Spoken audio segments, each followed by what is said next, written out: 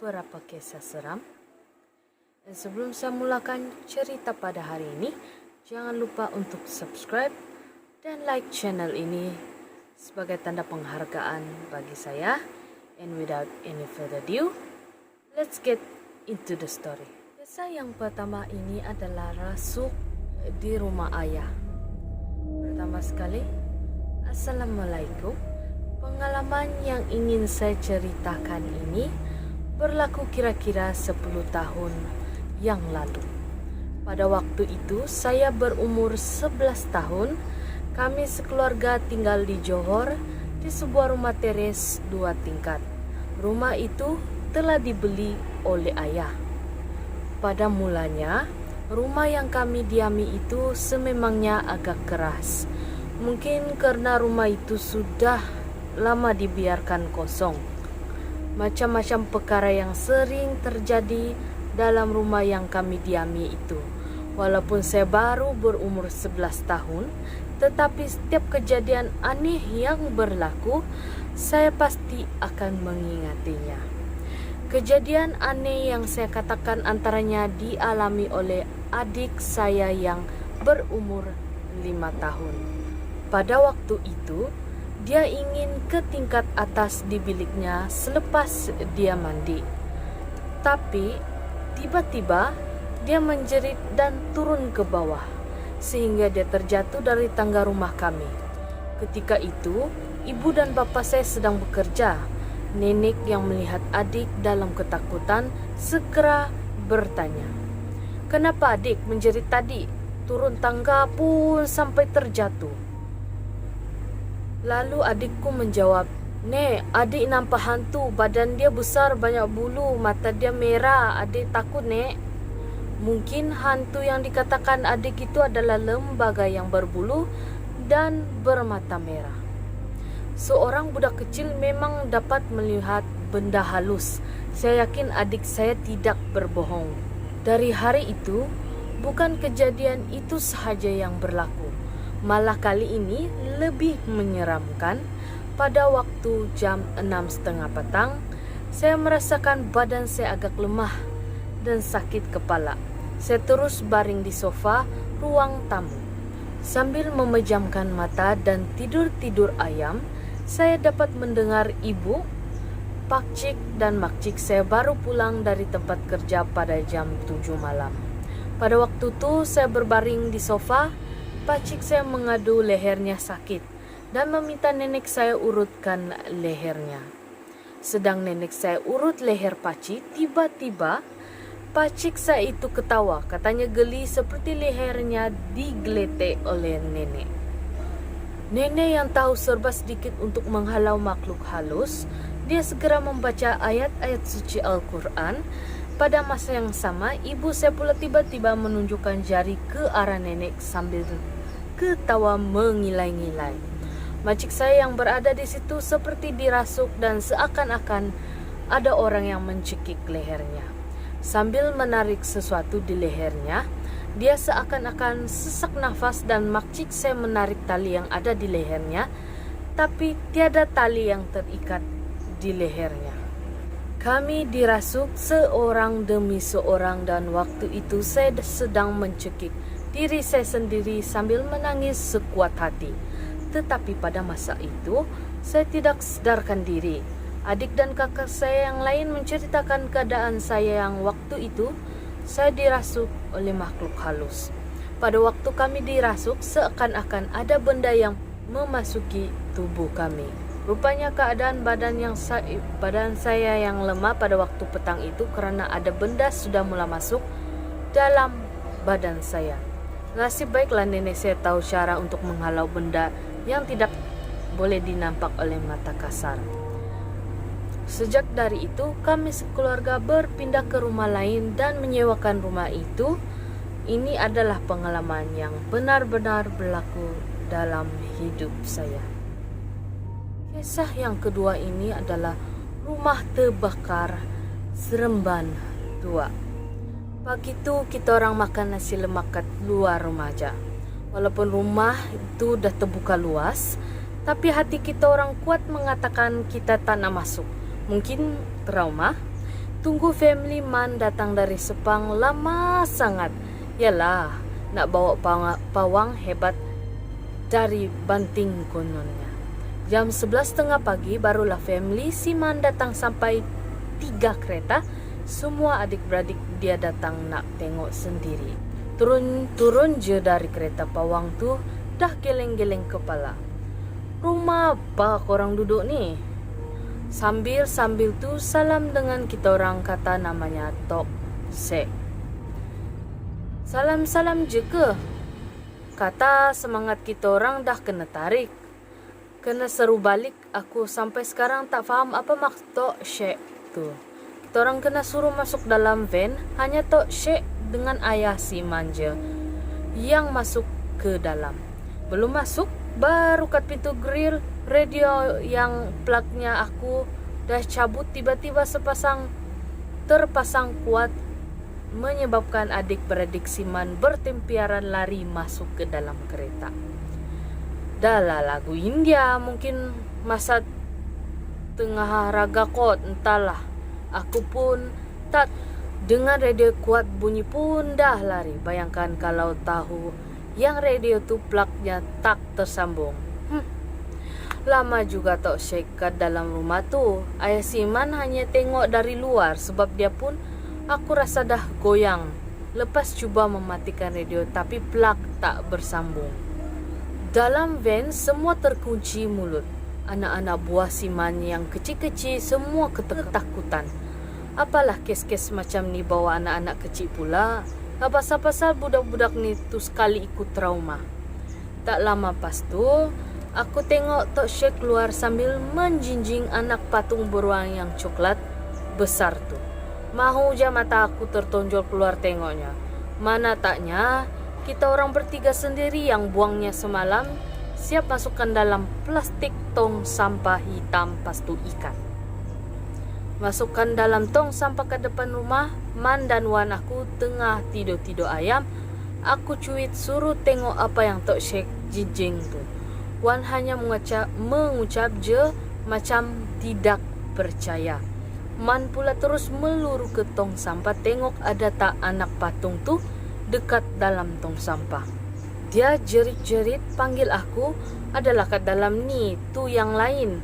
Aku berlari tengok, ya betul ada. Jadi aku ambil dan buka plastik tu, tapi aku terkejut sebab berat. Aku cek ke dalam tu, bukannya anak patung yang ada, tapi itu hanyalah batu bata aku gunakan untuk menyanggah pintu-pintu bilik supaya tak tertutup dengan baju-baju kotor kita orang yang letak dalam bilik air. Aku tak boleh nak cakap apa dah, macam mana boleh dalam tu pula. Tok Sek datang kat kita orang marah-marah sebab tak buang anak patung ni. Aku dah tak tahu nak cakap apa-apa dah. Semua Man yang jawab. Waktu tu juga Tok Sek tu pagar rumah kita orang, tabur garam kasar dan air penawar ke apa entah. Sambil tu family Man beli makanan kat restoran dan buat kenduri kat rumah kita orang tu. Buat kenduri kesyukuran masuk rumah baru. Tiba-tiba rasa lapang rumah tu dan tak ada lagi gangguan macam semalam. Kita orang berharap semua dah settle sebab esok hari Isnin. Adik-beradik Siman semua balik kecuali ayah dengan maknya yang dah pension. Yalah, diorang ni nak pastikan betul-betul selamat. Lepas tu diorang pun risau dengan keselamatan anak diorang ni. Hari Ahad ke Isnin tu tak ada apa-apa yang berlaku. Aku yang mula ragu-ragu sekarang dah mula rasa selamat. Sampailah hari Khamis siang ayah dengan Mak Siman ni duduk kat rumah tu. Langsung tak ada perkara yang pelik berlaku lagi. Jadi Khamis petang tu Mak Ayah Siman nak balik, tapi sebab fikirkan dah jam 6 petang masa tu, hujan lebat pula tu, Ayah Siman tak confident nak drive kereta balik Sepang walaupun dekat je. Dan berusaha, mata pun tak berapa terang. Khamis malam Jumaat itulah puaka rumah sewa tu datang balik, disaksikan sendiri oleh mak bapak Siman. Malam Jumaat tu kita orang sembahyang maghrib secara berjemaah. Selepas tu baca Yasin ramai-ramai macam hari-hari sebelumnya. supaya puaka rumah sewa tu tak datang ke rumah tu dan kacau kita orang lagi. Tengah baca Yasin ramai-ramai, tiba-tiba pintu dapur tu diketuk berkali-kali dan menyebabkan kita orang semua terhenti membaca Yasin. Air dalam bilik air pula mencurah-curah keluar. Tengah aku sibuk pandang pintu dapur yang diketuk, aku ternampak tombol air di sinki pusing dan menyebabkan air di sinki mencurah-curah. Kita orang pun bangun beramai-ramai sebab ayah Man suruh rapat-rapat. Kemudian kita orang pun tutup air di sinki dan kedua-dua bilik air yang mencurah-curah. Tapi tak berhasil. Bila air keluar balik, lepas tu kita orang tutup. Nak tanah kita orang tutup Swiss utama di luar rumah. Itu je lah caranya. Ayah Man telefon toksik begitu yang puaka rumah sewa tu datang balik. Entah apa yang dibisingkan toksik. Kononnya kita orang langgar pantang. Masa mengubat hari tu tak ada pula dia cakap pasal pantang. Ni barulah nak cerita pasal pantang-pantang. Kononnya kita orang langgar pantang. Sidai pakaian dalam rumah. Dia tak ada pesan apa-apa pun sebelum ni. Yalah, macam seluar dalam dengan stokin, takkanlah nak jamur kat luar pula kan. Dah puas puaka rumah sewa tu main air, dia kacau elektrik pula. Dari kipas siling, kipas meja, radio sampailah ke lampu yang membuatkan aku tambah kecut. Sebab lampu terpadam, kita orang pakat-pakat duduk kat bawah Swiss utama. Kemudian pasangkan balik lampu, kita orang duduk kat bawah Swiss tu. Tak ada pula puaka rumah sewa tu main Swiss. Dia Swiss dah lepas tu. Aku teringat lauk yang dah dibeli untuk makan malam kat dalam pinggan kat dapur. Hanya tunggu nasi masak je. Macam mana nak makan pun dah tak ada selera. Terbantut memikirkan benda hal macam ni. Lepas tu si Mani dengan ayahnya pergi ke dapur untuk mengambil lauk-lauk tu nak ajak makan. Katanya kalau badan lemah tak makan lagi, puaka rumah sewa tu sedang kacau kita sebab tak ada tenaga. Air limau je aku buat tadi sebab belum beli kordil lagi. Lagipun buat air limau senang, limau, gula dan ais batu je. Dah siap air limau 1 jug, tapi aku pelik masa tuang ke gelas. Aku perasan air tu jadi kuning. Bila pula ada orang letak pewarna kuning? Setahu aku putih je tadi. Aku buka penutup jug tu, ya Tuhan, bau hancing dah kena kencing. Nasib baik aku perasan kalau tak memang dah minum air kencing lah gamaknya aku masa tu. Masa maksimal ni nak duduk senduk nasi. Dalam periuk nasi ada seketul najis macam najis manusia ada di dalam rice cooker. Waktu dia buka rice cooker tu nasi masih panas sebab baru masak. Bayangkanlah bau najis tu semerbak mengalahkan bau nasi itu. Aku sampai keluar rumah termuntah-muntah, manalah datang semuanya tu. Sebab tak tahan bau, semua makanan tu kita orang letak kat luar rumah. Memang semua makanan ada najis. Entah najis apa kita orang pun tak tahu. Tapi rasanya najis manusia. Duduk kat luar rumah, kita orang bincang-bincang. Esok nak cari orang pandai mengubat di kawasan Mebau. Lepas solat Jumaat tu cadang nak cari sebab toksik tu tak boleh percaya. Sebab puaka rumah sewa tu datang balik konon-kononnya pantang, langgar pantang lah apalah. Dah lah bayar 200 sem tu untuk mengubat benda tu. Sibuk-sibuk berbincang tu dalam jam 11 malam. Dengar kat ruang tamu rumah suara kanak-kanak gelak. Sambil dengar hentakan tapak kaki berlari-lari seperti kita orang alami hari tu. Yang nampak hanya bayangan hitam 3 orang kanak-kanak sambil membawa api. Tapi yang herannya kali ni aku, Man dan Wan tak nampak. Yang nampak hanya ayah dengan mak manja. Kita orang hanya dengar suara gelak budak-budak je. Tiba-tiba mak si Mani menjerit, "Telekung terbakar." Cepat-cepat kita orang masuk rumah, takut-takut tak pasal-pasal rumah tu pula yang terbakar. Memang terkejut tiba-tiba telekung terbakar. Kita orang rapat-rapat juga sambil duduk kat bawah Swiss utama itu.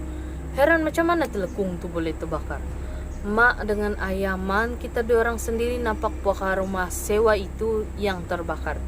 Tapi pelik kali ini kita orang tak nampak.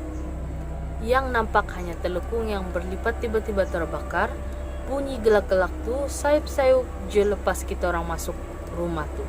Tapi tiba-tiba ada bau tengik yang macam sesuatu hangus. Ya Tuhan, ayah Siman menjerit tengok sejadah terbakar. Masa tu aku tak nak pergi dapur ambil air.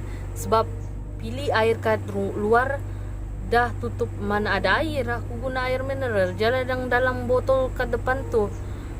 Untuk makan tadi sambil aku hempas-hempas sejadah tu. Memang tak boleh jadi kali ni. Dah sampai bakar-bakar barang pula. Tapi kali ini aku taklah takut hari tu. Mungkin sebab ramai kot. Lepas tu ada orang tua pula tu. Rasa macam selamat sedikit walaupun ancamannya lebih berbahaya. Lepas sejadah langsir pula jadi mangsa. Habis terbakarlah langsir.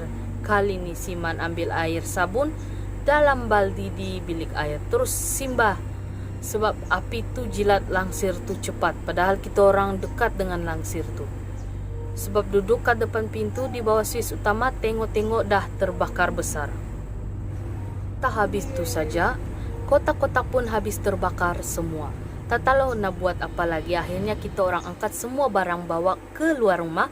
Apa yang boleh terbakar je semua orang kita orang angkat pergi keluar rumah, letak keluar pintu. Tengah sibuk angkat kotak-kotak, tiba-tiba rasa asap banyak dari dalam bilik aku. Aduh, rupa-rupanya kain pelikat yang aku buat jadi langsir tingkap terbakar separuh. Kelam kabut aku tarik sampai terkoyak-koyak hujung kain tu sebab air dah tak ada. Pilih luar pun tutup. Masa aku santap, aku rasa paku-paku terpelanting. Dek aku santap sekuat hati. Masa tu juga Siman telefon uncle tuan rumah. Cakap rumah tu ada masalah. Itu rumah baru mana ada masalah. Uncle tu cakap lah, ni bukan masalah rumah lah uncle, ni masalah rumah berhantu. Uncle tu gelak je dan jawab kalau kau nak keluar deposit rumah 2 bulan dan air elektrik dia tak nak bagi balik. Tu je lah yang Siman cakap dengan aku. Aku cakap dengan diorang kita kena pulihkan rumah ni. Mana ada duit deposit nak cari rumah lain lagi. Rumah lain dia minta 2 tambah 1. Lepas tu deposit air dengan elektrik 200. Sewa sebulan 270. Sebab dah pagi, kesian Kak Mak Siman ni dah macam nak demam. Last choice kita orang tidur dalam kereta. Tapi biarkan pintu rumah tu terbuka aja. Tingkap pintu kereta sejak buka sikit. Yalah Kang mati kepanasan pula. Sampailah pagi subuh tak ada apa-apa yang berlaku. Sampailah ayah Siman ni pasang keset mengaji kat dalam kereta. Jadi apa yang berlaku kat dalam rumah tu tak dengar. Memang aku tak boleh lelap langsung.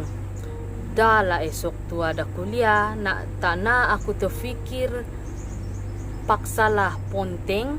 Aku dengan si Wan memang tak boleh tidur. Tak tahu kenapa Siman dan family dia semua nyenyak tidur. Dalam jam 5 pagi tu tiba-tiba atas kereta macam dipijak-pijak.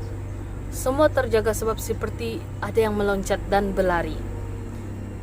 Aku tunduk masa tu tiba-tiba aku terdengar Mak Siman ni menjerit. Aku pun terpandang kat cermin depan selipar aku dengan kasut Siwan berjalan sendiri tanpa macam diengsotkan. Siman keluar dari kereta lepas tu cuba ambil kasut dengan selipar tu dan baling ke pintu grill. Waktu tu aku boleh dengar macam ada benda terhempas kat grill tu. Aku tak tahu apa benda sebab tak nampak kan. Tapi aku rasa mesti puaka rumah sewa yang kita orang nampak sebelum ini. Waktu tu juga ayah Siman azan dan aku baca ayat kursi kuat-kuat. Sampailah jam 6.30 pagi.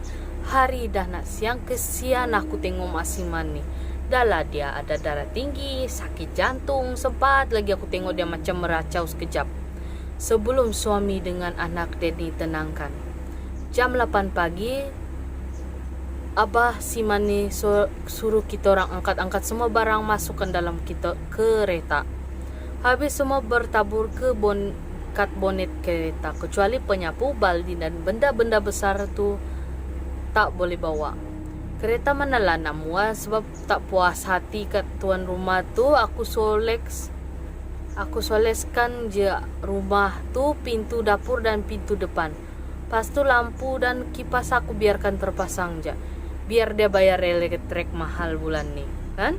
Lepas tu nak masuk rumah kena potong dulu solex tu. Dah dia main-mainkan kita orang kan. Lepas tu nak pulangkan duit deposit sikit pun tidak. Jumat tu kita orang tak pergi kelas. Lepas tu menumpang kat rumah saudara Simani di Bukit Sedang untuk sementara waktu. Susah juga lah walaupun dekat dari college tapi tak ada bus. Man terpaksa ulang alik angkat kita orang 2 kali awal minggu sebelum menyewa kat Central Park dengan 2 orang lagi budak kelas kita orang. Mac 2002 keluar di surat kabar Metro pasal rumah terbakar sendiri di Seremban 2. Aku dah tahu kat mana tempat tu sebab aku dah alaminya. Dah sah-sah kat rumah yang aku pernah sewa dulu tu. Siapa ada berita pasal tu tolong kongsi URL kat sini. Dulu aku dah simpan keratan berita tu, tapi dah nak 11 tahun berlalu entah mana letaknya. Jadi kalau kamu ada tahu, kamu boleh share cerita dia ya. Kamu kasih link di bawah. Boleh juga dikongsikan kepada yang lain. Macam menarik juga cerita dorang ya kan. Guys, itu saja cerita pada hari ini. And jangan lupa untuk subscribe dan like channel ini. On notifikasi belnya supaya kalau saya upload video kamu dapat notifikasinya. Kalau kamu ada cerita seram kamu boleh hantarkan ke email yang ini. Nanti saya bawakan di next video. And guys, thank you. See ya. Be careful.